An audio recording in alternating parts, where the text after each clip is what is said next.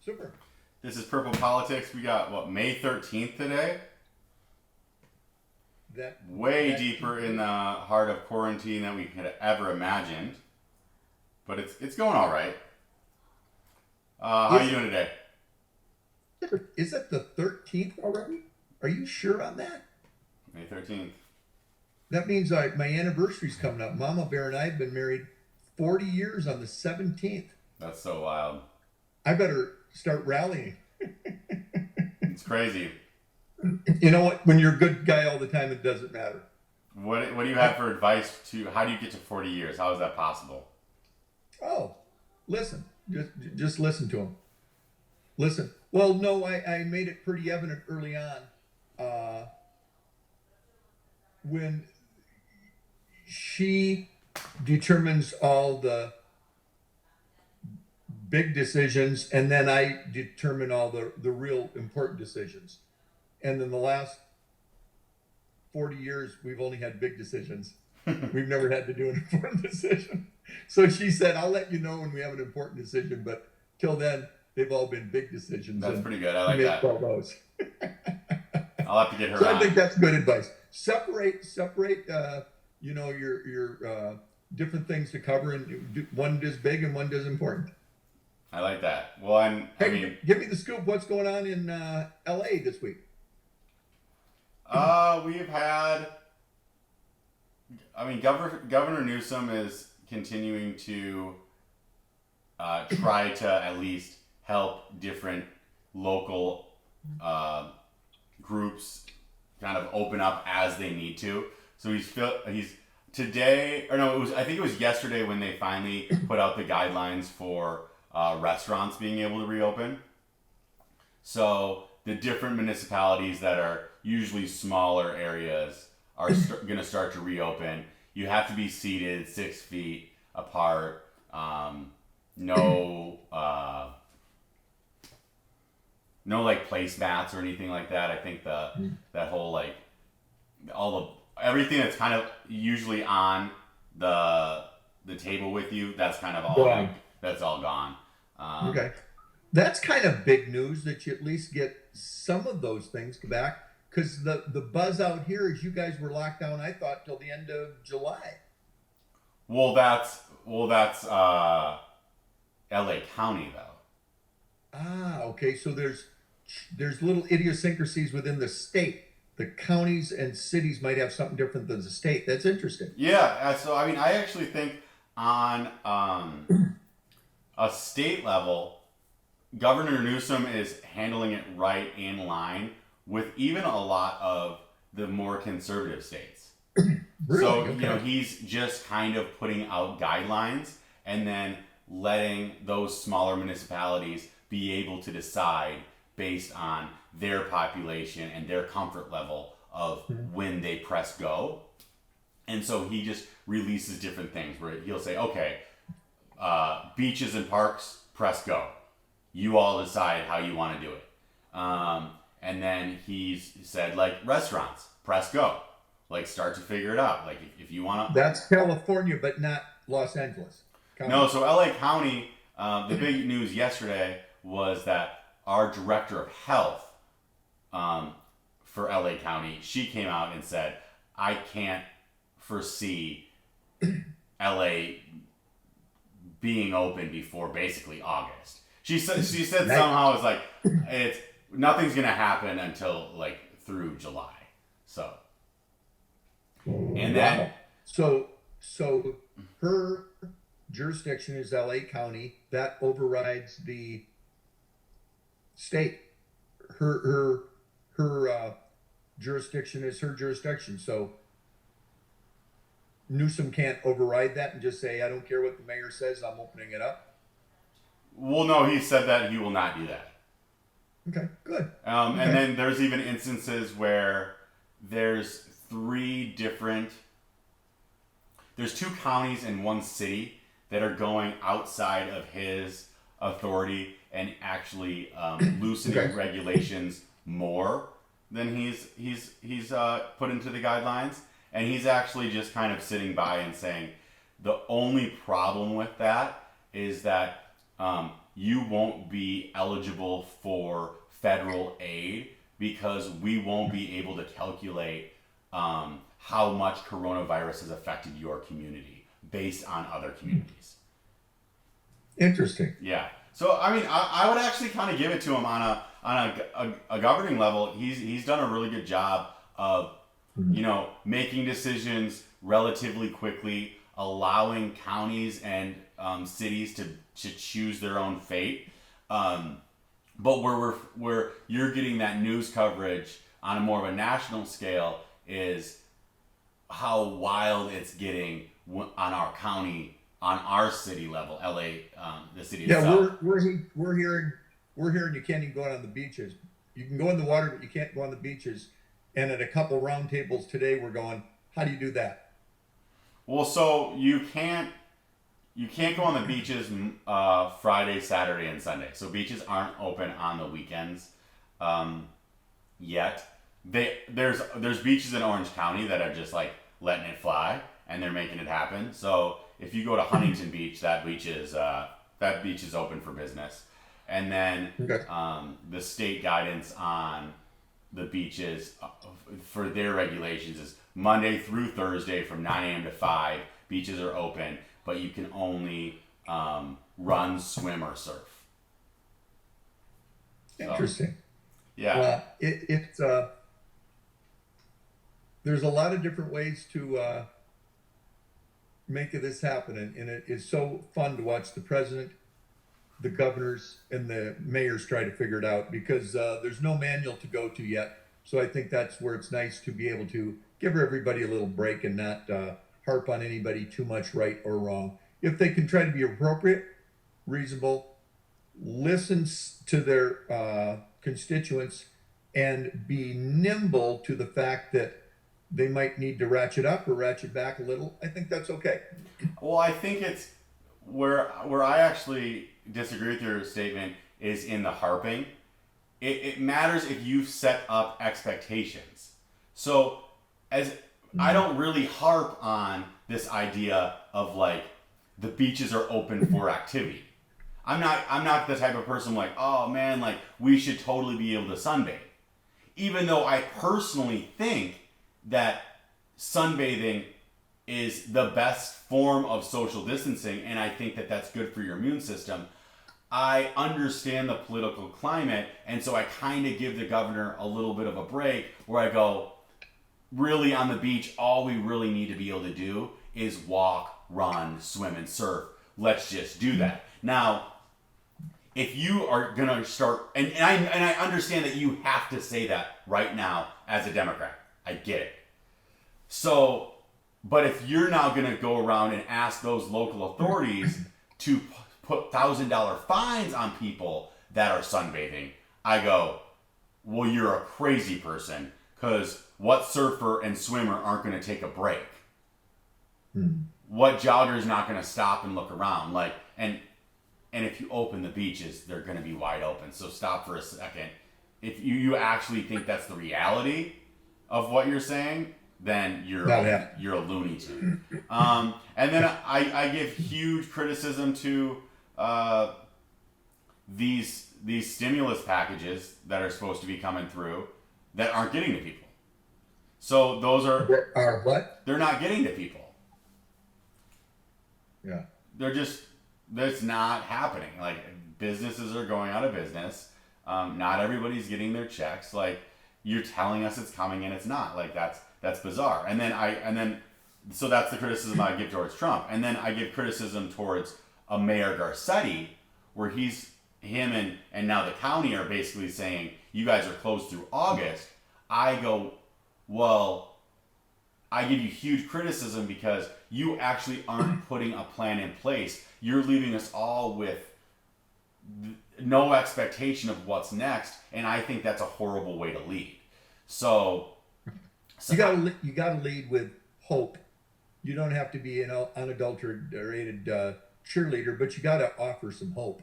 If you don't have hope, you gotta keep hope alive. Yeah. Like we talked about before, fear and panic, no. Facts, pause, and action, yes. Perseverance, faith, love, hope. Always, you gotta offer hope. Yeah, and I think majority of the governors have done a really great job with this. Based on kind of the loosey goosey nature of public opinion, and then larger authority. Yeah. Well, our governor today came out and I think did a little of the unexpected. He's very Minnesota, like Massachusetts, always leads the blue states. We're home of Mondale and Humphrey, and we're a blue state. Not that it might not be up for grabs this year to turn red. So I guess we're more purple, just like Texas is red, might go blue. So interesting. That said, our governor. They're not going blue this next year, though. He's Walsh, and he's a Democrat. No, I'm saying Texas won't go blue this next year, but yeah. Oh, you don't think so? Well, the only reason I think that they won't is Biden has said that he will stop all fracking if he's president. Gotcha. So that's like one of those just general things where I don't really think that he's totally understanding the dynamics of that statement, where that's a life. This is good. I like the prediction. So you're predicting the purple state of Texas won't go blue; it'll stay red. And I'm going to predict Minnesota, that is blue, is going to red, and is going to change. And what's going to change is the Iron Range up north, which was always solid blue in the past, guaranteed, super liberal, guaranteed in the pocket of the Democrats. And it'll be interesting to see if my feel on the ground and my contacts, which is a lot of people up there, are saying correctly that it's moving over. Yeah, because it'll be interesting to check the network. My opinion from people sliding from blue to red is really just usually in the conversations that I've had with friends, they've said the only reason that I can't go red on some things is because of Trump. They've said, because you have this person in this place, I cannot go red and will never go red if it's represented by this type of person. Now, I think you might have more of a history with this conversation where sometimes I think people say that it's always one person in the way. And then it's like, well, and they have the same argument against Hillary. A lot of people I knew were Democrats. The last time they go, I just can't vote for Hillary. I just can't. And they sat on the sidelines. They couldn't go for Trump, but they absolutely couldn't vote for Hillary either. So it's interesting. well, The human spectrum throughout each party is it's certainly not black and white, which within the red or the blue party, there's a spectrum of hugely gray also. that's why, like, where I'm really purple on this one is I can't vote for Trump or Biden. I just don't think that they're good leaders, either of them. They both have a long enough time in the public eye to be able to seem to have a better perspective on what America is really desiring. And Trump's been tone deaf on a lot of that. I do think that he gets a huge hyper amount of criticism that sometimes isn't necessary, but some criticism that he gets is like right on the nose. I think he lacks a lot of empathy, and I think he's a really big narcissist. And then I just don't. And I, having not voted for him, I would say guilty. I think he's a narcissist and not as empathetic as he should be. I totally agree. That said, I am actually in the pause range for him, that I think he has handled things as well as you could in many instances. And depending on what's going on at the time, I don't know that I'm going to be willing to change captains of the sail ship when you're in the middle of a storm. Sure. Well, so like that's the thing. So I'm not going to vote for Biden. And don't get me wrong. I also sometimes am a person where I think that Trump seems like he's out of his mind crazy. But I think that Biden seems like he might actually be a little bit too old for the job. It doesn't seem like he has everything currently available at the level and capacity that we need in a president of the United States. Like, and where both him and Trump sometimes get a little like loosey-goosey, and you're like, whoa, are they starting to deal with like old age problems? Trump still has like a lot of energy. The man's tweeting all day.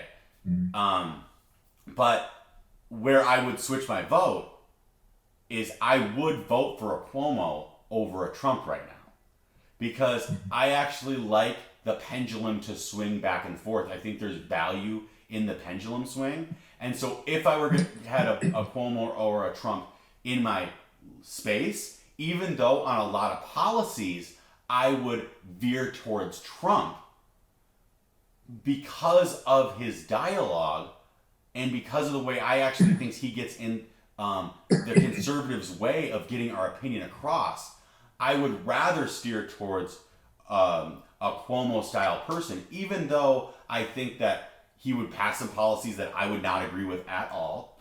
I do think that he would take us into a direction that would be a little bit concerning in some steps. I would say I would rather swing the pendulum on this one than stick to the road that we've been going down, specifically with Trump. Okay. Well, and you point out something that happens in the purple world sometimes, not my purple world. I usually evenly kind of vote between both sides, but a lot of purple people federally will vote one side, but to keep the pendulum even, on the state's side, they will vote the opposite. So they might have a Republican president and a Democratic governor, and that happened in Minnesota. That's a lot of behind with walls. So they want the a little even-handedness on both sides, and that can work or not work. So I don't know if that's a good idea or not. Say a little time off, because we always sometimes get too serious. Have you seen two things that are happening right now? What was this one? Oh, the little, I don't know if your generation calls it a meme or whatever. Yeah, but you see the guys in the Irish pub, maybe Scottish pub, and they are having a legitimate slap competition. Oh, yeah. Have you seen that one? Where the one guy slaps the other. There's very strict rules. Is You it? can only go so far back, slap, and the other one, he has to take it, and the other one slaps him back.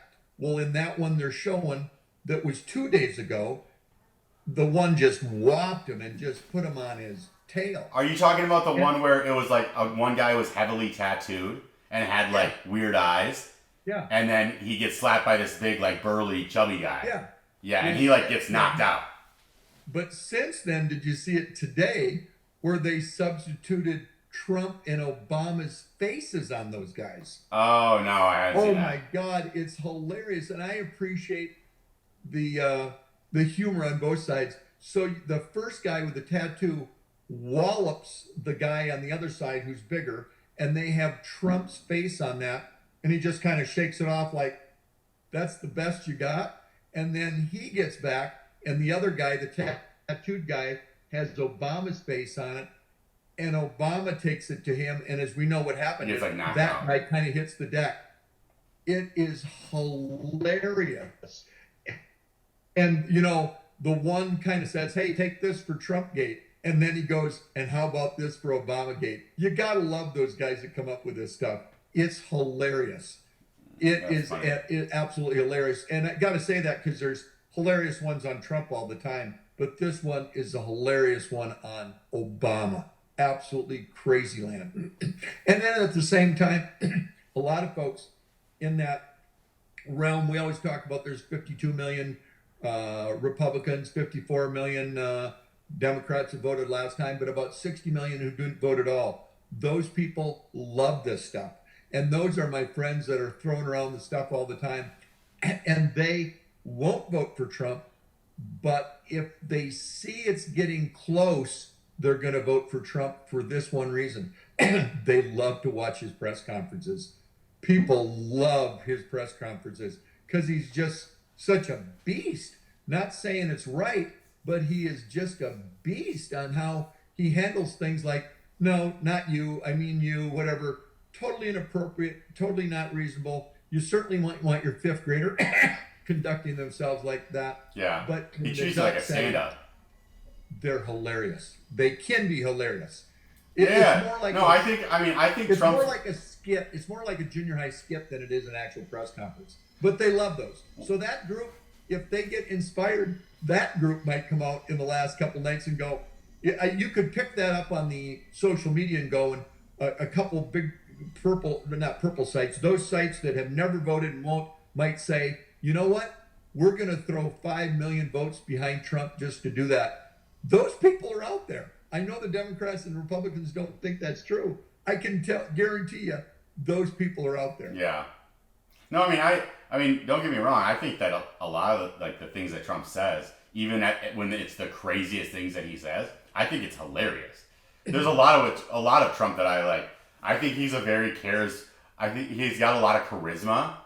Yeah. And he's very witty, and that's why he's an internet troll. We have a troll as a president. Well, and he will call people out and not only say you're bad, but your press is bad. Lately, he's got a couple people with the facts that he says that that's wrong, and then he'll have Burks right there who will correct the person. And then Trump will go, next time, I'm not calling on you. Do your homework. Do your homework. Just like on this show, never trust the media or anybody interpreting the news for you. Even like this, do your own homework. Whatever we're talking about, hopefully we can inspire people to think about stuff, but fact check it yourself. Don't even go by the other fact checkers. Go to 3 or 4 or 5 sites, and you can find out what's true. Yeah. The one thing that he does, it gets really weird with him, is that it seems like he treats women worse in that environment. And I totally agree. And it just comes off super weird, super awkward, and then it kind of sits in as just wrong. Where he has some sort of disconnect on treating women with respect. That doesn't mean that he doesn't give shit to guys all the time. Like, that happens, but it for some reason it has a different vibe when he does it to the women in the room. He goes a little bit more ham. I agree with that, but at the same time, we had a meeting this morning. I was at 2 different groups today, and I go to all left and I go to all right, and it's kind of fun. And you think just what you said, women would say, I agree, and that's why I'd never vote for him. Literally, when this was brought up and talked about today, there was probably 20 women in the room. They said, I agree, but that's exactly why I vote for him. Well, he's his own person. He's got thick skin, and he's doing what he says he's going to do, meaning he thinks he's right. And I don't know why that is, but that doesn't necessarily preempt women from voting for Trump, because he's got a huge woman base. Well, that's the funny thing about like a lot of people on the left out here is that was one of their really big questions for me is like, how do like, and it's weird that they even asked me with the perspective of like, how do women vote for Trump? Like as if I'm able to speak for women in this particular category. I'm like, well, I can give you a perspective that is only my own, but from my observation, conservative women don't give a fuck about that. They think it's hilarious. Like, just like to your point, like they love it. Like they're just like, we think the media is a problem. Like we think that Trump is hilarious and we love it when he gives it back. And if he treated me like that, I would shut him down. Well, it's all like the best of multiple evils. A lot has to do that the media they feel is so bad that Trump is still bad, but not as bad as the media. So they give Trump a break. Lesser of two evils. That's what's tough about this. We got to go like a whole nother like lesser of two evils election as the president. Like that's always just, it's become such a burden.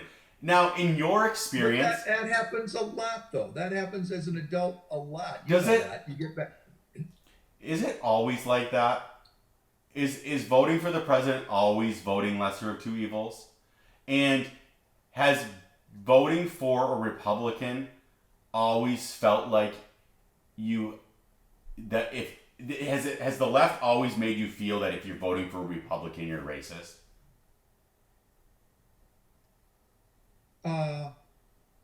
That I would probably yes and no, but leaning more yes than no, but a little yes, a little no. I haven't always voted Republican, but they. Yeah, I'm just saying is that's always in the Democratic air. vote.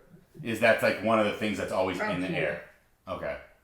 Absolutely, that's always in the air, but that doesn't stop people from voting for Republicans. But they try to play that. They try to make you feel not good about yourself. Yeah, I would say that's true. Okay. Yeah. So, but it's been thinking about your direct question. Is it always the lesser between two evils? Thinking back through the Bushes, through the Reagans, through the even back to Mondales, the Carters, the Clintons, the Obamas, the golly, I thinking now that you mention that, I think a lot of times it comes down to the lesser of two evils. I Really? really do. Like it's Which always is teed that's up got to like be that. another whole discussion some night. You caught me off guard with that one, but now that I think about it, I think yeah. I think yeah. Huh. Like you've always teed up the other side to it always just feels like you're literally voting for a villain. Or the it's not like there's no hero, there's no villain. Like for me, who's a person who actually like I know a lot of people think they're in the middle, and so like me by even feeling that I'm in the middle at all, I am totally more right than I am left. That's just because based on a simple test. It's kind of like picking out whether or not you're a snowboarder and you go goofy foot or regular foot. What they do is they push you back, and if you land on your right foot, they go, all right, we're putting your right foot behind you, and that means you're going to be a regular snowboarder. That's a good And if you point. get pushed back and your left foot goes behind you, they go, oh, you're a goofy foot. So it's just based on your support structure. So I think there should be like a meme, right? And it would be like this slap bet meme, where it's like, Trump knocks out Obama. I think that's funny. So that means I lean a little bit more conservative. Now, if that same meme, if still Obama's slapping out Trump, I would still think it's funny. But like just on a political scale, I would go, I like it when the right wins a little bit more points in the whole like comedy game of stuff.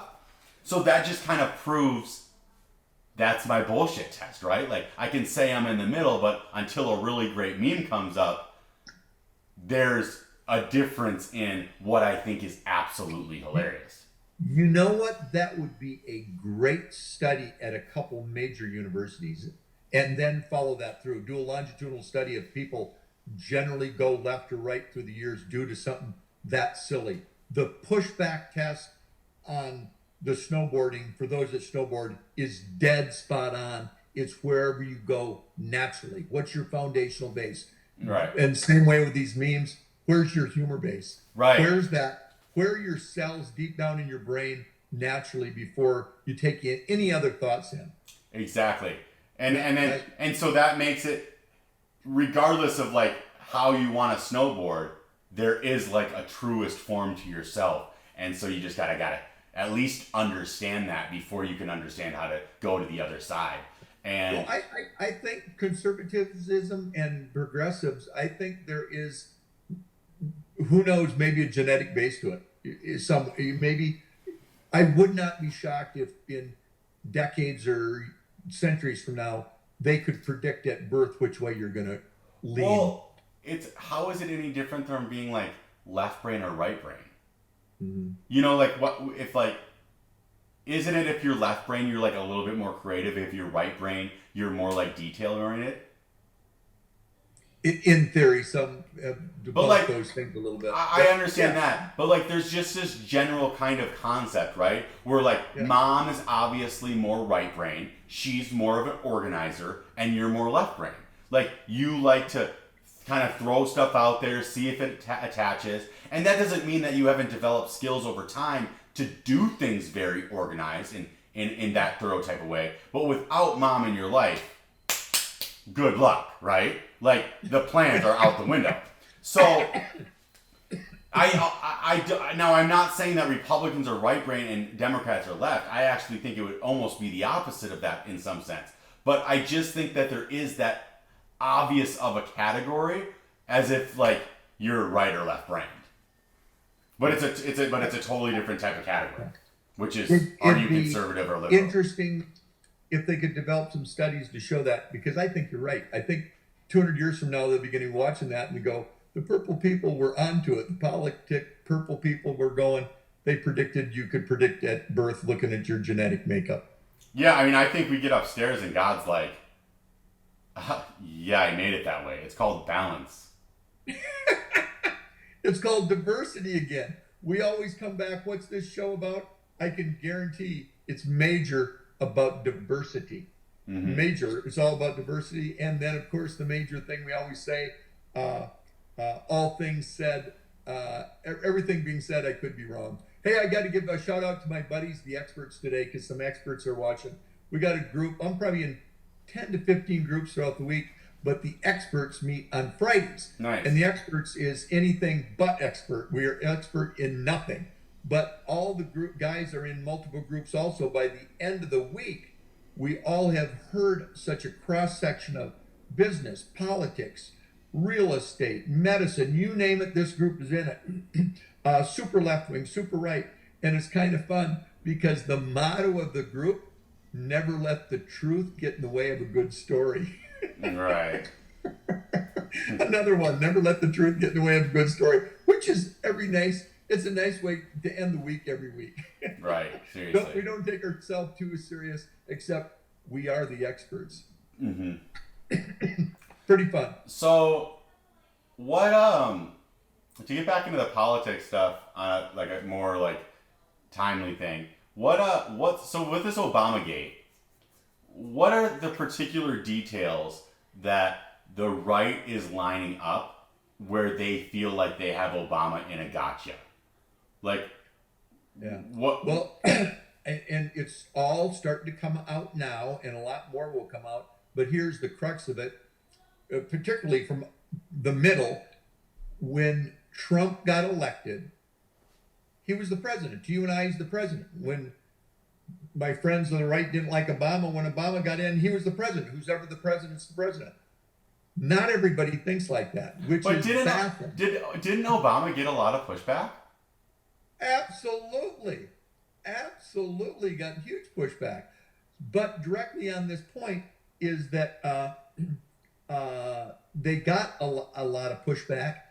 And this time, however, there was so much pushback, there was a lot of Trumpers that literally thought they were going to try to pull a coup, that literally they were going to try to overthrow the government. And, most people said, that's not the truth. Forget it. That's not the truth. But every week for the last 3 years, it was Russiagate. It was this. It was that. It was a nonstop litany of gotchas. Nonstop. Yeah.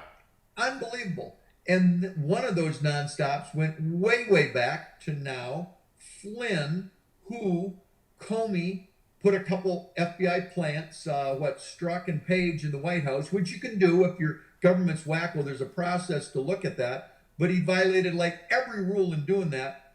And now it's coming out that, yes, indeed, they kind of set the guy up. It was a lose-lose. And you can't do that to America, in theory. And so he's the first real linchpin in this Obamagate, pointing back to pre-Mueller, going, whoa, this was really the start of trying to do a coup, trying to make the Trump organization look so out of it that they literally had to be removed from office. Remember, they were literally talking about taking him out, literally voting him out, not voting him out, but taking action by the cabinet. There's a process to remove a president. It got that bad. He didn't need to be removed. They could have done that on many presidents in the past, but it got so bad this time that people literally were saying there's a conspiracy that's provable, and now it's coming to light that maybe that wasn't a conspiracy. Maybe there was an organized group on the opposition to actively try to remove Trump, because Flynn, you got to remember, goes back to the first week or two in the office. I mean, Trump had done nothing wrong yet, and they're already saying you're bad, you got to leave. What? Sometimes I think in your life it's going to be the president will do something you're bad. You got to leave. You got to be impeached or removed by your cabinet. But it hadn't even happened. So all this Obamagate stuff now, which Flynn is the first pin in it, is starting. The floodgates potentially are really going to start to come down. If the Flynn actually gets his sentence removed and cleared, look out. Look out, because just this week they asked, look at the Stephanopoulos interview with Biden. Did you know about it? Were you in there? No, knew nothing about it. Then he digs deeper, which is very rare by Stephanopoulos to dig. So Google Stephanopoulos and Biden. Don't take my word for it. Look at that, and you'll see Biden is not hands washed of this by any means. He knew something was up, and if he did, should have made sure if something's being done, it should be done proper and by the process, and it wasn't. But do you think Biden was actually active in it? Like Biden just kind of seems like the type of guy that he's just gonna kind of sit in the seat, and if things are going well, he's just gonna sit back with the title and run around. And humans do that all the time. However, humans also call somebody out. If you're seeing something done, if you don't take action, you're just as guilty. So it depends on which side you are and where. I get that, but as the vice president, your sole job is to protect the president. You are just the last line of deflection. And not if something's done incorrectly, and not if something's but that's why done illegal. I know, but I'm just saying, these VPs, they are you never get it. You rarely see a VP outside of probably Cheney that you really feel like they're doing anything. Oh, absolutely, and Cheney did everything. Yeah. So it felt like Cheney did everything, and I don't know if that's supposed to be a knock on Bush or something like that, because people are like, well, he's such an idiot that Cheney must have ran the whole country or something. But I do think that it looked like Cheney actually was involved in a lot of stuff. Absolutely. And by design. But I think a lot of the other VPs, it's you're not necessarily the best person and the next man up for the job as president anymore when you're VP. It's you are just the last. You're you take the bullet before the president does. And you kind of have to be this wet rag that everybody just is oh, well, you're just one of the president's boys, so you take flack for him. I think you're dead spot right. I think you're right. But in summary, Flynn is the first step in the floodgates of Obamagate, and I think you're going to see a lot of stuff happening. Just the pendulum has swung from Mueller, spent 30 million plus over two and a half years, and came up nothing. Now the pendulum is swung the other way, and there's enough animosity in Washington, right or wrong, instead of just letting sleeping dogs lie and being willing to say, all being said, I could be wrong, are going to really go after the other side. You could see blood in the streets, not in a literal sense, but in a figuratively sense. I think you might find some Democrats, Comey. I doubt if it would ever go as high as Obama, but it certainly may influence Biden, and I think you might see some things happen. Okay, so your big deep conspiracy theory is this could lead to Biden to actually give the Democrats the way out of Biden. Good point. So you said something that we've led into before. It's probably up to a third of the people don't want Biden. They want Biden out because they don't think he can win. They want Cuomo. They want Michelle. They want to kind of anybody but Biden. Yeah, so, I could see them using this to that advantage with this particular case. Absolutely. Now, what the real hypocrisy that the right has in this particular case is what you were talking about is the right would say the Mueller report, the Comey stuff, all of this was a witch hunt, right? and a very costly and waste of time. Not just money, but also time and energy. And like, we like. It kept our eye off the ball of other things, and maybe even this COVID. The president can't be thinking of a million things at one time, and Mueller was just kind of wrapping up in December, January, February. So there could be an argument, and some in the right have said the Mueller kept the eye off the ball on COVID. So maybe we can blame COVID back on the Democrats. I don't know. Both sides are wild. But that's where it gets loony bins, right? Like, I can't take part in that bullshit. But and I agree with you. But it's kind of hypocritical to now dive in and put more time on trying to trace this back to Obama. Like, it's like the opposite witch hunt. Why would, like, they're claiming witch hunt, and now they find like the smallest grain of sand, and they're like, now they're on their little witch hunt, going back to where it all started.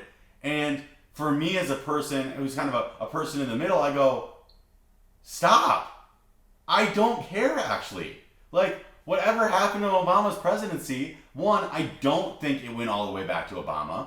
I do think that people hated Trump and would have probably tried to do anything in their power to get him out. And I also think that people would have probably tried to do anything in their power to get Obama out, and Bush out, and Clinton out. Like, I think that is always going to happen. And I don't want us to sit around and do the whole woulda, coulda, shoulda another time around with this. Totally get that. However, everybody in DC has friends. Flynn has a lot of friends. They ruined his life. He lost his house. He lost his job. When you start losing and ruining people's lives, that has a lot of impact. And when you take a friend down, he's got a lot of friends that are going, Flynn, you can be on the sidelines now. We're going to restore your reputation. We're going to get your job back, and we're going for blood on the other street, on the other side. It's like a football game, you know, when you were a junior in high school and somebody isn't going to come up and mess up your quarterback, and then you go, hey, that's okay. We're going to let you off. Doesn't work that way. Third and fourth quarter, tides have turned, momentum has shifted. You're going down. Your quarterback is going to have some hurt, and that's what's happening. It's a football game right now. Flynn's reputation, job, and life was wrecked. Financially, it was a disaster. And I don't think he's going to do it, but I don't think he's going to say, hey, back off, let's not get these guys. It wouldn't make any difference anyway, because he's got enough friend in Washington's going, pendulum swung, new game, new momentum. We are in a pivot. Now you're going down. Yeah. And so, like, and that's what's wrong with DC. They aren't normal people in the sense that they don't let sleeping dogs lie. They just don't. There's always either you're getting eaten or you're doing the eating, one or the other. And that's where, like, if I were like a predominant Republican in this situation who had the authority to try to lead people towards what should we do, I would go, if we're asked about Flynn, we are going to continue the conversation that we think he's a good stand-up guy and that his job got ripped away from him. We can't go fight his battle for him, and because we need to do more. Like, we're public servants. This, like, if that soldier goes down, we can't let the line all go back and stop where we're going. Like, I would just say we have to continue to move forward. And Flynn would be like, well, I have no money. I'd be like, you probably are fine. And if you're out of money, write a book. Because a guy like that could easily write a book and make a few $1 million. Like, go write a book. Like, I have empathy for people on the street. I have empathy for people that haven't been given enough second chances. I have all the empathy in the world for that. For a guy who got caught in political warfare when he is a part of political warfare, don't care. Write a book. And we need more guys in Washington like you, and your types just don't go there. They just don't gravitate there. The guys that are sharks and are either eating or getting eaten are the ones that are there. I agree with you. You won me over on that thought. I agree. Write a book. Probably restore his position as far as monetarily, give him his pension. Don't reinstate him as a 3-star as far as actively, but maybe reinstate his pension. Somehow do some GoFundMe, get him back with your friends, get him back into his house. And I mean, he's not GoFundMe level broke. I don't know. Flynn is not GoFundMe broke. No way is Flynn GoFundMe broke. I don't even know what GoFundMe is, so I'm just throwing that out. I'm just saying, I don't like, even know what that means. GoFundMe broke is a different deal. But, and it's one of those things that, in the current political atmosphere, another reason why I struggle with empathy towards these political warriors is your side always loves you for being a martyr. So like you will always be revered and respected on your side. So it's like I don't really see the loss as big as ever. Like I go from, okay, I would have never known who Flynn was, sorry, till, oh, I heard that Flynn got caught up in an investigation. Sounds like he must have lied about something. To, if I saw Flynn now, I would actually know his face because I read too much news. But like most people would go, dude, sorry, like you're back to not mattering again. Well, if he's exonerated, just that, and maybe given his pension back, just that, he'll probably be writing a book and on the conservative talk show circuit of whatever and making 10 grand at different colleges speaking. He'll make it. He'll make it. He'll be fine. Hey, how about into your dad's baffled? And I'm often baffled, but this one's baffled. Okay. So some folks got to me and said, Stetter, what do you think of this? And I'm going down that route a little bit, and it's baffling. So straighten me out. Maybe some people, it's kind of fun because people have been calling me now, writing in, doing some things, and are kind of getting it. So you're inspiring some just conversation. And hopefully we can even do live ones at some point. But here's the baffling. Pandemics, epidemics. Look, first of all, endemic is kind of something that's more localized. Pandemic is worldwide, but research both those. Some will say pandemic is like a certain % of the world population before it qualifies. That said, is pandemic worse than epidemic? Yes, pandemic is pan all over the world. Yep. We're in the worst. Specifically, though, they would say there's always viruses and bad flus, and it's been around since probably the Adam and Eve days. That said, every 10 years there seems to be a real bad one that comes on, kind of a super one. And not saying COVID's just a flu, because I don't know what it's. COVID's COVID. COVID's brutal. COVID's real. Every death counts, and it's a terrible thing. So this discussion does not minimize any of that. Perhaps, though, as you look back historically, and I want you to give me a football analogy to this afterwards, because there's no hope out there. It seems like we're going to hell in a handbasket. But then you find out that in the late 50s, there was a flu that came out of the West. Yeah, so here it is. So 1957 and 1958, I'm on the CDC website. You got the stats, okay. Yep. They were calling this flu at the time, it's H2N2 virus emerged out of East Asia. And at the time, they parochially called it the Asian flu. They called this one the Asian flu. It looks like they were thinking that it was first reported in Singapore in February of 1957. Okay. And then in Hong Kong in April of 1957.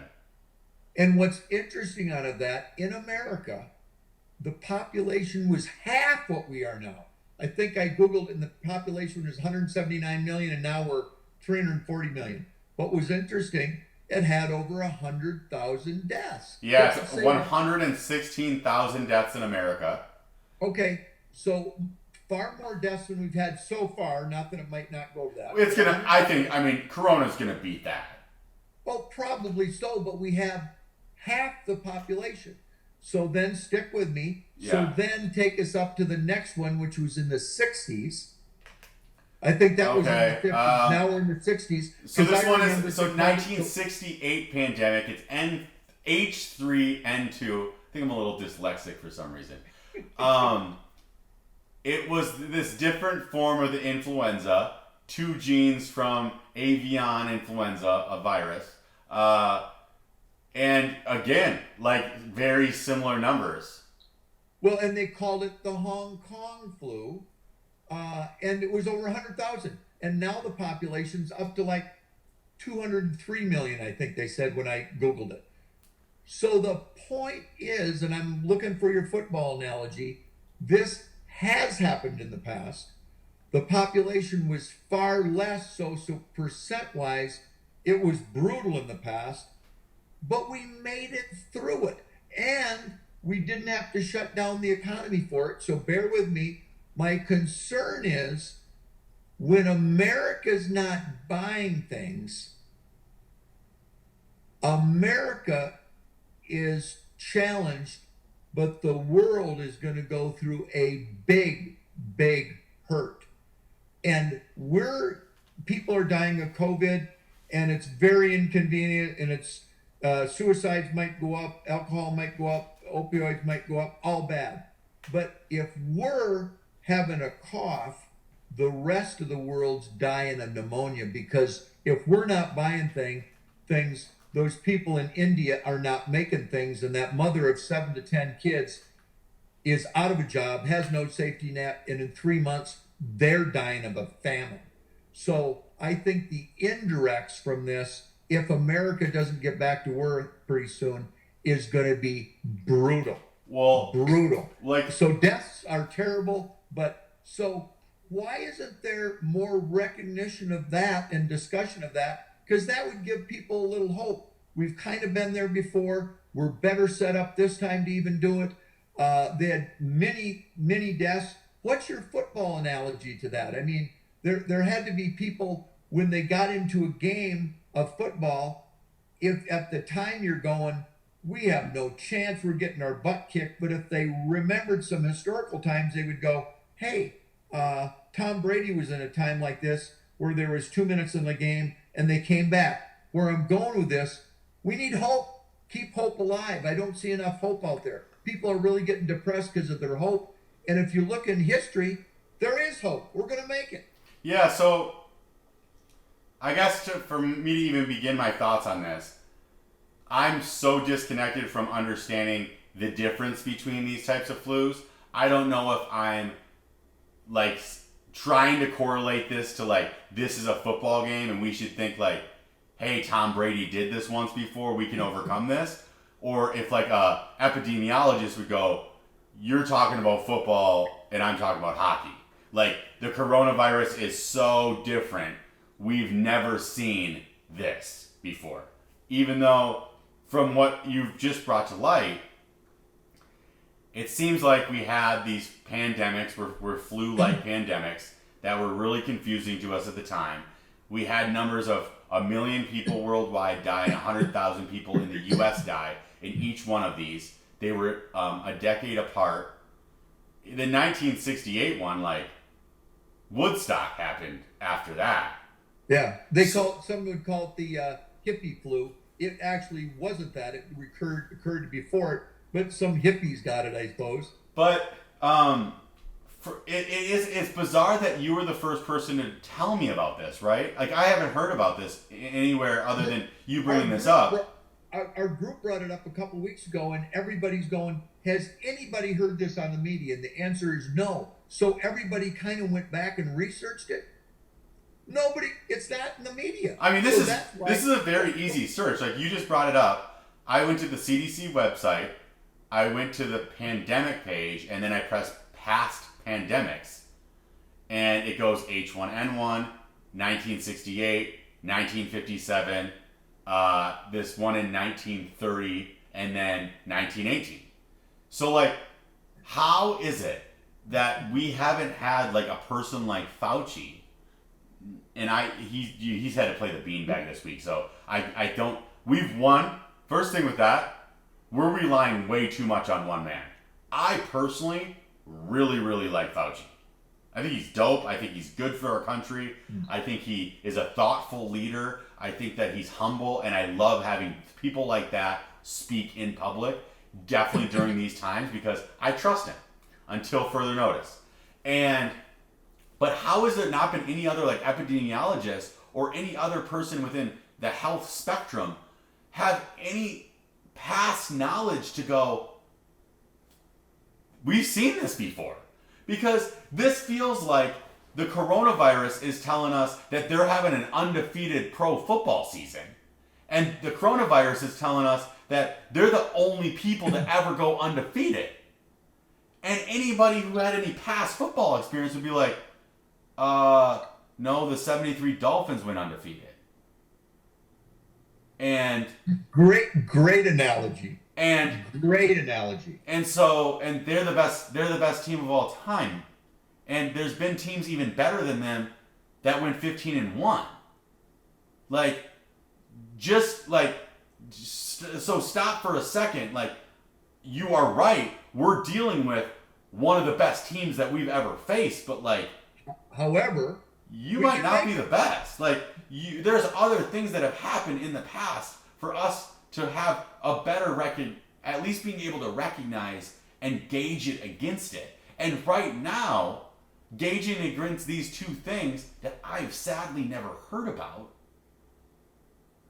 it seems as though these numbers are relatively on track for the coronavirus to be close to. I would still expect it to precede it and go further, but the population was half then. To exceed it, not precede it, exceed it. These numbers. But have to go double these numbers. How is it that the coronavirus is one of the biggest disasters that we've ever experienced on Earth? And then there's statistically on the CDC website, like back-to-back flus in your lifetime, that it took one of your buddies at a breakfast to go, do you guys also remember, like, we were kind of scared in 1968, right? Yeah. Well, and then literally today, and I got Hannity now. I just had Ingram. I just had Chris Matthews on. I just had Scarborough on. I go left and right all day.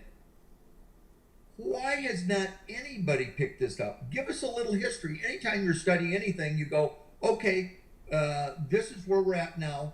Let's get it in a little pause and perspective. Nobody's done it. And we've Googled hard over the last week. There's probably 10 of us. Show us one example. So what did we do today? And I think you might have got involved with this. Literally, I sent a little memo off to Rachel Maddow, to Scarborough, to Trevor Noah, then on the right to Hannity, to Ingram, to Charlie Kirk, to Glenn Beck, to Rush Limbaugh. Then on the left, can somebody start picking this up? And what would the information be? Just the facts, because now we've had time to reflect on that. And is there any hope? Can you give me a little hope? I hear a lot of, on both sides, a lot of fear and panic. I see facts trying to come out and they fight over them, and I see some actions trying to be taken. But as a spiritual person, that's all fine. I want to see perseverance, which I've seen. The population is giving social distancing. They're bumping with their elbows. They're wearing masks. They're doing the right things. They have faith that things are getting better. They're showing the love to each other. But give me some hope. And history gives hope in this time that this team that looks like it's going to be 16-0, we've been there before. We can beat you. There's going to be another season. And back then, they didn't crush the economy. When will some of these folks start keeping track of how many people die every day? We need to do that. That is such a brutal thing. How about we start keeping track of how many small businesses have gone under and won't be coming back? Well, and those lives are ruined. They're not dead, but they're ruined. And the number of people going forward in other countries who are going to die of starvation. This is a big deal. That was my next point, and why I'm starting, and I'm fully over the fence now on COVID, where I do think that we should be opened up. I do think that we should be partially open. I'm fine with not being fully open. I'm fine with 6 feet. I'm fine with restrictions. And I am 100% on board with masks. Let's make it fashion.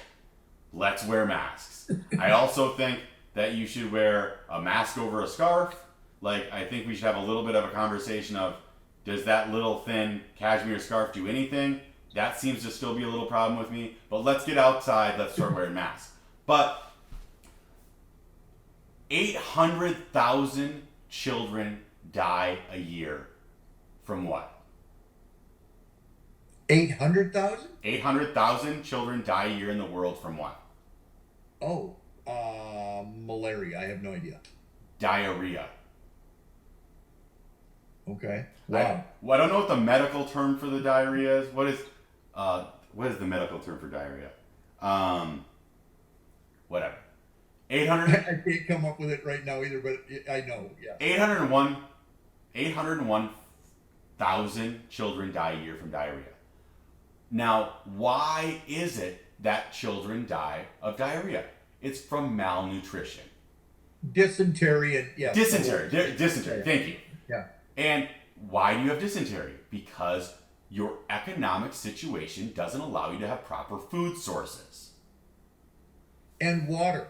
And healthy water. All of these different things, right? But it all really comes down to your economy of why you would die of dysentery. Now, I'm starting to get to a place where I almost believe, even in the worst of times, America has the duty to stay open because in this world economy, we can't look. China did start this when it comes to this flu. This flu did not come to light in New York City. This flu happened in Wuhan. But we also can't blame it all on China. We have to realize that maybe the biggest issue that happens within all of this is the collapse of the world economy. Why would the world economy collapse? Not because China collapsed, not because India collapsed, not because Russia collapsed, not because Sweden stayed open, not because the UK had their issues. No, the world economy collapses if the United States economy collapses. I am on 100% of the fence that the American economy is the most essential job in the world.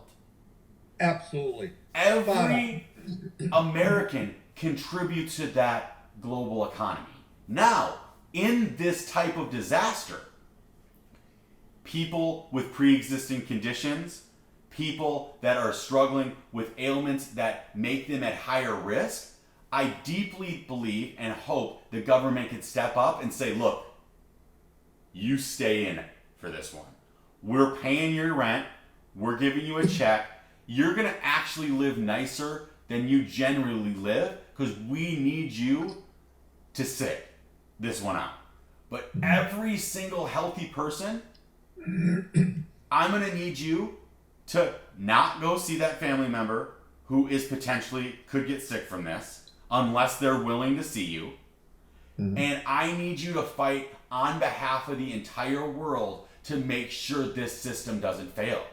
Because I have a friend in India who I met 10 years ago, and it was on a service trip. And this man is one of the most influential people in his small community in Dharamsala, India. Dharamsala is in the Pradesh province. It's one of the most northern, it is like the most northern part of India. If you look at India, there's a little point. That's it. And then if you go to that point of the point, that's Dharamsala. Dharamsala was where the Dalai Lama exiled. Oh, that's right. That's the Dalai Lama hangout. So Dhramsala is a town of 50,000, but then it gets really rural really quick. I mean, it's like Rochester, Minnesota, right? Rochester's 100,000 people, but we're still ever a tiny little community, and it gets rural quick. And so that's the same way that it is outside of this town in Dhramsala. So he's a person he's probably like a 40-year-old guy, because I met him when he was probably my age. And he was one of these young guys that understood how to connect his community to the outside world. Because he saw the drastic disparity in wealth. He saw how the economic situation was crushing the slums and the village within his region. So he started bringing in people from like my college, for example, 12 kids on a service trip. Each kid pays in. We help them do computers, learn English, and then we would help them with like their after school programming. And then he showed us all the other sights and sounds and tastes of India. But the real intention of the whole trip is for us to understand what the situation was within their community and how greatly we could help them based on our economic situations that life had afforded us. We being America is the player. Absolutely. But this man knew that he had great privilege, and with that great privilege came great responsibility. And he serves... Of those that are given much, much is to be expected. So he serves 60 children food. He helps out about another like 300 families. And that's like only what I was able to like experience while I was there. He walked us a mile into the slums of India. And the slums of India are a legitimate tent city. It is one of the saddest experiences of your life when you can look out over the horizon and not see the end of when the tent city ends. And for a little background for those who aren't familiar with LJ, this guy's been deep in the streets and the Mission District and Tenderloin and San Francisco for a couple years, and now in LA. And you see blocks, but you don't see miles of slums by any means. So I believe you always got to impact close to home, and that's why I'm always involved with what's happening across the street. You got to serve your neighbor. If there's someone who's outside your door when you walk out of your apartment, out of your house, you better start to know their name. You better, if they allow you to know their story, learn their story and be an ear for them. And if you're able to help them out, start figuring out a way to help them out. So anyways, so now this guy calls me. Recently. You keep in contact with this guy. Yeah, I talked to him for various different reasons. You're actually ongoing sponsoring a couple kids independently yourself. Right. That's a separate from this story, but keep going. That's a complete separate thing. But that's why I still have communication with him, right? So because like different things will happen with tuition, and he'll just kind of keep me informed. So what's the COVID update in India? He has never texted and called me more in the last decade of friendship than he has within the last month. And repeatedly, he's like, dude, I can't feed myself.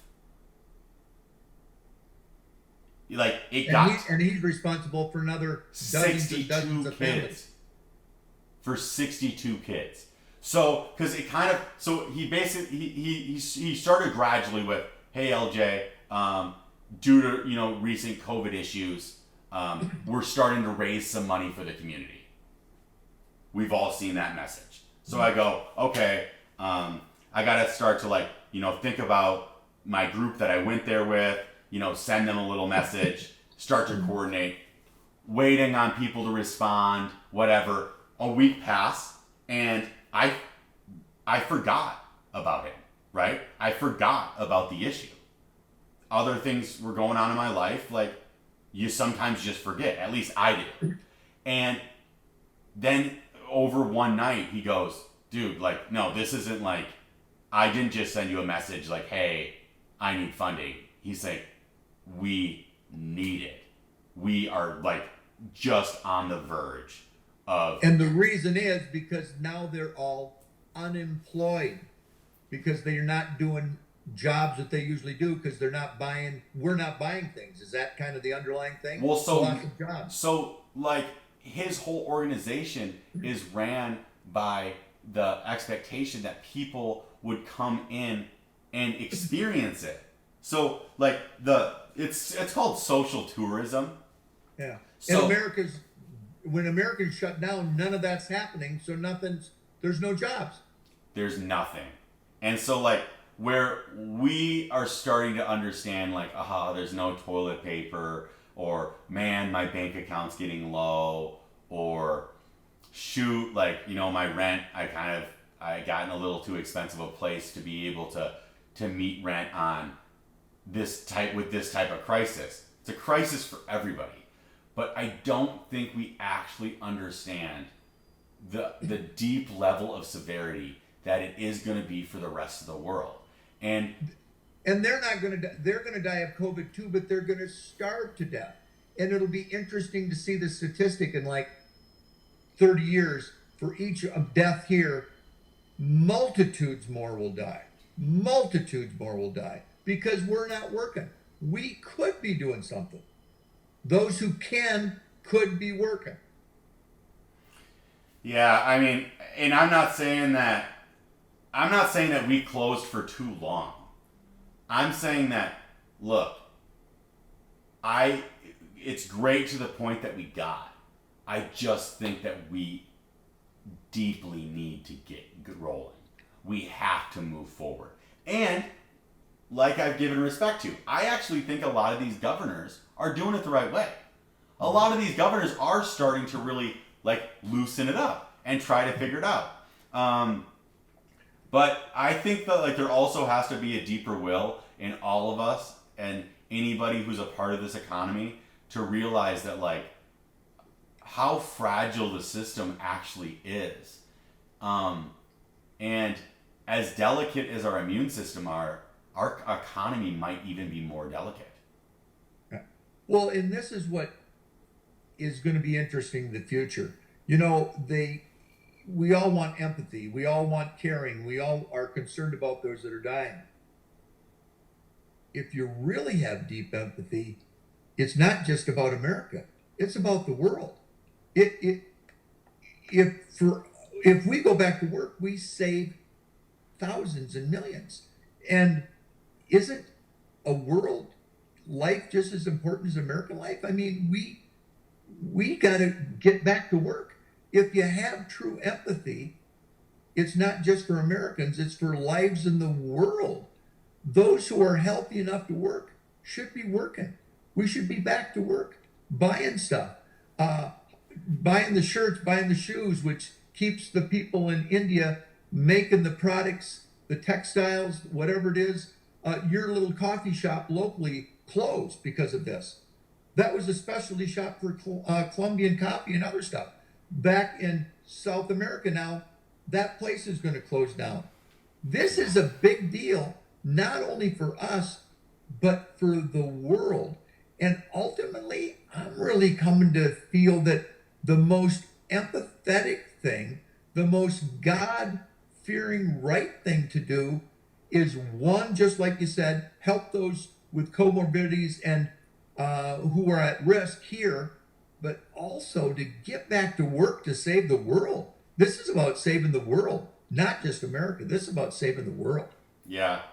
Yeah, and if anybody out there disagrees with me, I love the conversation. If you don't think a dollar saves lives, inbox me. I'll send you a link where you can help feed 62 children. I think for every 2 weeks, it's about $100 a week for his current program. Which covers how many kids though? 62. $100 a week covers 62 kids. Yeah. We got to do a GoFundMe. And that's such a big that's deal. still like bare needs essentials. So we're gonna roll out a GoFundMe that is gonna hopefully contribute around $1,000 for them, so they can be past bare essentials. They can keep up with just clothing, and also some of the thing is too, like, the kids in this community are like the kids that are the kids in his like little core are the kids that are like next on deck to be him. So like each child that he supports, he's helping them understand and believe in themselves in a way that lets them be a contributor to their spaces and their community as vastly as he does. So that's where like it's so cool to see these different seeds spark, and we can't be there with, physically right now. Like that is still a place where like it's probably not appropriate for us to be traveling those distances with COVID still at this moment. We don't want to bring it into those communities. But when people say like the economy doesn't affect lives and that doesn't equivalent to like people dying, it's like, no, it actually does though. So you really absolutely. Absolutely. That dialogue is. I believe in the future, the most liberal, progressive person wouldn't say, why are our lives any more important than overseas? Why don't we do everything to save humans, period, wherever they are at? Let's do whatever it needs to be to save humans, period.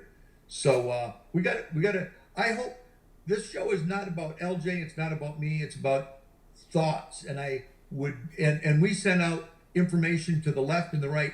I would hope somebody who is in a position of actually getting a major forum would pick up this historical aspect and start dig deep into it to then reveal the idea that, one, we got to get back to work, and we got to help those in the meantime who can't get back to work, even overseas, and there's got to be huge impact. A little money goes such a long ways. It's crazy. Yeah. Long way. It's crazy, man. All right, well, I mean, I don't have any. I'm beat today. I'm tired. We are gonna get back into some more fun shows soon enough. I feel my energy coming back a little bit. I've been tired lately, but we're gonna get back into it. Well, we'll have a hoot. You got some great programs coming up with some interviews that we'll start queuing up for next week. That'll be great. Looking forward to it. This is a joy. Purple Politics. Give me the 30-second thumbnail without ranting. What's Purple Politics without getting too deep? Just who's never watched the show before. If you've ever watched an election, a debate, or listened to a political speech or a news story and felt like you didn't really have a place in where both sides were speaking to, you kind of liked a little bit of both. You have friends from both sides that you love, respect, and trust, but you still don't see yourself fully interested in kind of drinking the Kool-Aid of each side. That's where Purple Politics is for me. Like Absolutely. In my story, I kind of get a little bit of both. I truly love both. But I don't know. Maybe I'm indecisive. I don't know. I don't think you're indecisive at all. I think you're decisive to the point that there's a little truth in all sides. Not everybody's right. Not everybody's wrong. You're willing to admit innately within you is great-great-grandpa Edstead, who said, all things said, I could be wrong. You're not so confident just in one side that you don't leave a little opening for the other side to make an opinion. And another thing, I think Purple Politics is hugely about diversity, the most diversity ever, because some go, well, I'm all about diversity, meaning, and they'll say, well, I'm about diversity of culture and diversity of language and religion. How about diversity of thought? Well, no. This is the ideology you have to take there. Then that's not purple. Purple means diversity of thought is as important as anything. When I went to school, my parents sent me there to learn not what to think, but how to think. And so many people aren't learning how to think these days. Make your own decisions. Don't take it from something you're watching. Dig at it. Dig at Yeah. these things yourself. Struggle. Well, purple politics, you've nailed it. You've nailed it. Yeah, and I always like, sometimes I have these thoughts in my head where my heart and my brain are conflicting. And so like I think with my brain, but I speak with my heart. And I'm okay with them sometimes having like a little bit of disposition. I'm always working on my brain getting closer to my heart and trying to understand those differences. And so that's what purple politics is to me. Like, continue to think with your brain, but speak with your heart, and just bring you to the table.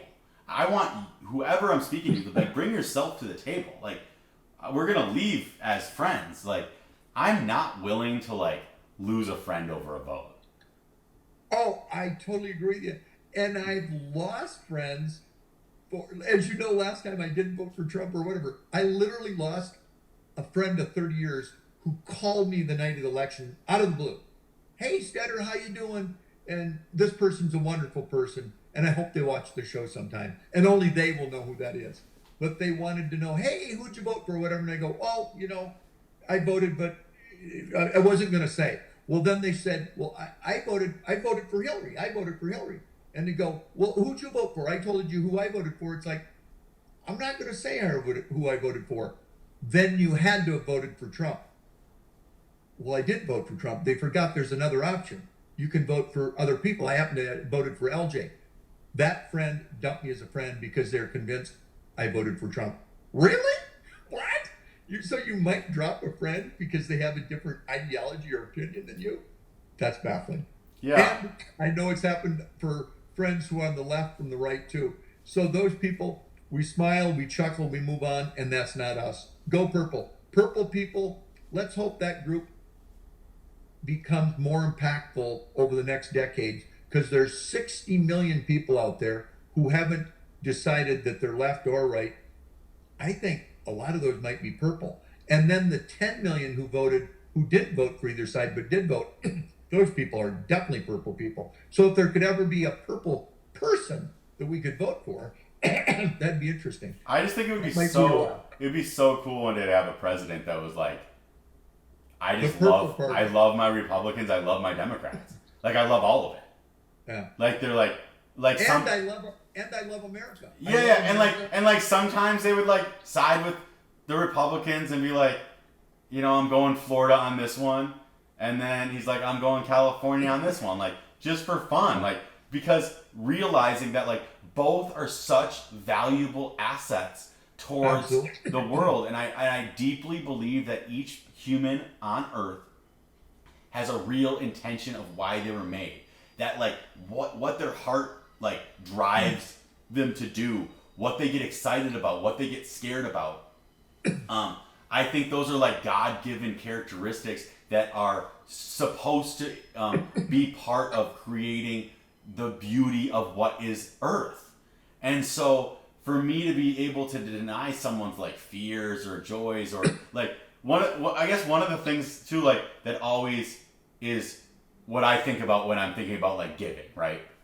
So I'm a person, I like to provide time into like homeless shelters. I know that we don't have much time in our day or in our week or in our year, but like when there's time available for me to be able to contribute to my community, I like to go there. That's where my community exists, and that's the community. Instead of hunting or fishing or doing something else, which is great, LJ would rather homeless. No, but yeah. So, but then some people will be like, will get mad at another person. Would say, yeah, I get that you care about the homeless, but you need to care about the injustice. You need to spend your time in like a senior living facility. Why don't you care about the senior living facility? Like, come help me out there. And it's like, I think that we're going to get to heaven and God's going to be like, I placed this thing in your heart because I knew that you would fill that gap. And I placed that thing in her heart for she could fill that gap. I didn't need you both doing the same thing. I needed you both to divide and conquer to be able to fill the gaps of need in this world. So I have this weird belief that like just like you're saying, the guy that needs to go taking son out fishing, well, I'm like going to serve at like a homeless shelter, or maybe I'm just going out on a jog with one of my friends. Based on what, And all those are important. I think all of those things are important. I believe the goodness that God has on your heart, and if you actually listen to it to its truest extent, and it tells you to go just hang out with your dad and talk to him on Facebook Live for a while, I think that's good, and I think that's what I'm supposed to be doing. And like some nights it's gonna say, LJ, you know what? Don't do that tonight. I know that you had it planned, but just go like for a walk and go make some food, and or maybe LJ, grab a beer and watch a football game tonight. Don't do that. You know, like I think that's all okay. And you've done those. Yeah, I that's mean, sometimes you go, we're not going tonight, and sometimes I'll say that too. We're trying to build. We're not forcing this onto us. We're just enjoying this. What a great video journal for the future. I hope your kids get a charge out of it. It'd be fun. Because when I'm in the nursing home, I'm gonna be watching every episode. Haven't watched one episode yet, not one. I'm excited to watch some of these at some point. I don't know if it's good or bad. We're just it's organic. Literally, I have no idea what's going on. Too cringy for me. Not my type of show. I love it. All being said, I could be wrong. And by the way, not my type of show. Not my type of show. And never let the truth get in the way of a good story. Yeah. Godspeed, buddy. I love you, Dad. God bless. Faith, family, friends, football, and God bless the USA. Good football analogy.